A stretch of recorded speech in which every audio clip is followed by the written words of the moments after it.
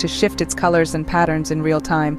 It's as if the chamber breathes and whispers back to you, creating a symphony of light and shadow that's unique to each moment. Another groundbreaking example is Ether, where AI takes on a more tactile role.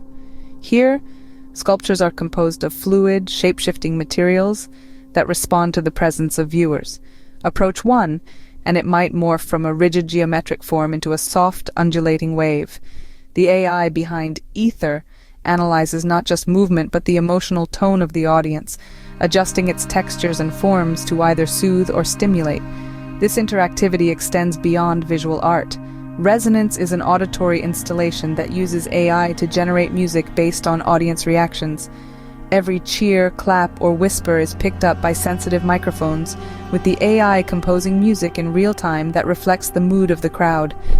It's a concert where the audience unknowingly becomes the conductor. Art that reacts to you, this is the new frontier of interactive experiences. As we stand at the crossroads of a new era, what does the future hold for the intersection of art and artificial intelligence? We've explored how AI is not just a tool but a collaborator in the creative process, transforming how art is conceived and experienced. This technology has opened doors for artists and non-artists alike, democratizing the creation of art by making it more accessible. Imagine a world where anyone can express their creativity without the barriers of traditional artistic skills. Yet as we embrace these possibilities, we must also consider the ethical implications. How do we balance innovation with authenticity?